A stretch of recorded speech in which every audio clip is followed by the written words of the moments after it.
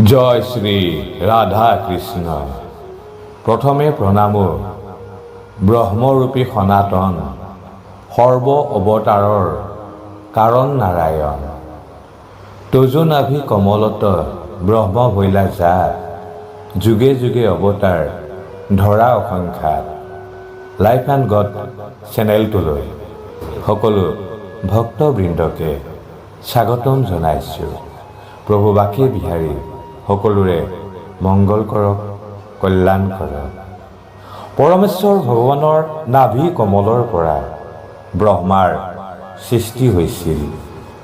প্ৰভু নাৰায়ণৰ আদেশক্ৰমে ব্ৰহ্মাই সৃষ্টি কাৰ্যত মনোনিৱেশ কৰিছিল।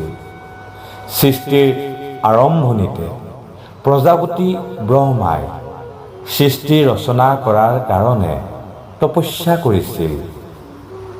ব্ৰহ্মাৰ সেই তপস্যাত সন্তুষ্ট হৈ পৰম পিতা পৰমেশ্বৰ প্ৰভুৱে তপ অৰ্থযুক্ত সন নামৰ লগত যুক্ত হৈ সনক, সনন্দন, সনাতন আৰু সনত কুমাৰ এই চাৰিগৰাকী নিবৃত্তি পৰায়ণ ঊৰ্ধৰেত্ৰা মুনিৰ ৰূপত অৱতৰণ কৰিলে।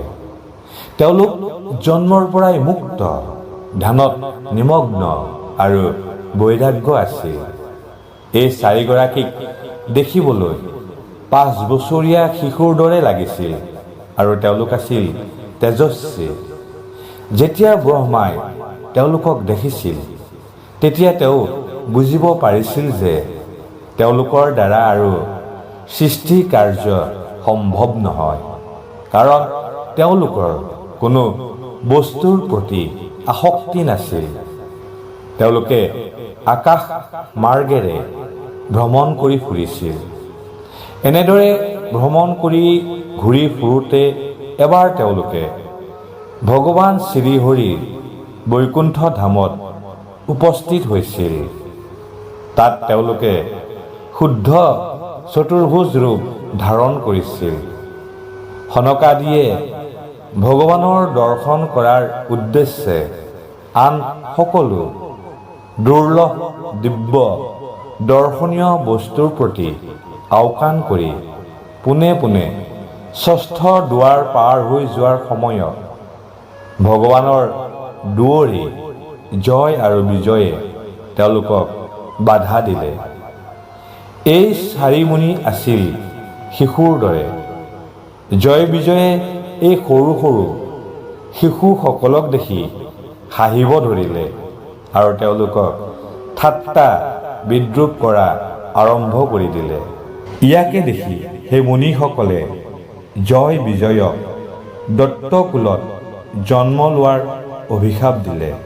ফলত জয় আৰু বিজয়ে 3টা জন্মত ক্ৰমে হিৰণ্যকশিপু আৰু হিৰণ্যাক্ষ, ৰাৱণ আৰু কুম্ভকৰ্ণ, শিশুপাল আৰু দন্তবক্ৰ ৰূপে জন্মগ্ৰহণ কৰিছিল।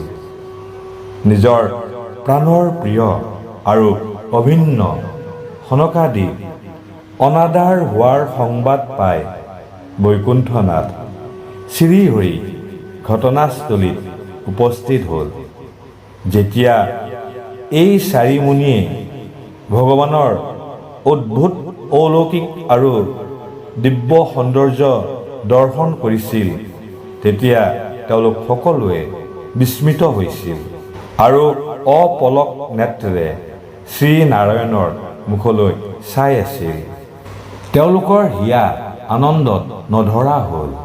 তেওঁলোকে বনমালাধাৰী লক্ষ্মীপতি ভগৱান শ্ৰীবিষ্ণুক স্তুতি কৰিব আৰম্ভ কৰিলে। হে বিপুল কৃতি প্ৰভু, আপুনি আমাৰ সন্মুখত যি মনোহৰ ৰূপ প্ৰকট কৰিছে সেই ৰূপে আমাৰ নয়ন সাৰ্থক কৰিছে। বিষয়াসক্ত অজিতেন্দ্ৰিয় পুৰুষৰ কাৰণে এনে ৰূপ দৰ্শন কৰা অতি কঠিন। আপুনি সাক্ষাৎ ভগৱান, আপোনাক আমাৰ সশ্ৰদ্ধ প্ৰণতি নিবেদন কৰিছোঁ। প্ৰভু নাৰায়ণেও জয় বিজয়ৰ ব্যৱহাৰৰ কাৰণে সেই মুনি কুমাৰসকলৰ সন্মুখত ক্ষমা খুজিলে।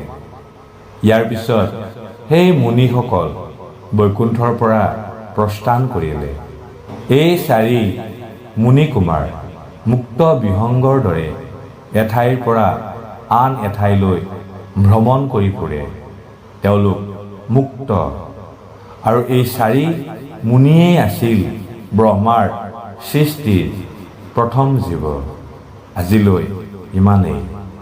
এবাৰ হ'লেও প্ৰভু শ্ৰীকৃষ্ণক স্মৰণ কৰক, তেওঁৰ নাম জপ কৰক, প্ৰভু বাকে বিহাৰীৰ ওপৰত বিশ্বাস ৰাখক, আস্থা ৰাখক আৰু সুখী হওক। জয় প্ৰভু জগন্নাথ। হৰে কৃষ্ণ হৰে কৃষ্ণ হৰে কৃষ্ণ।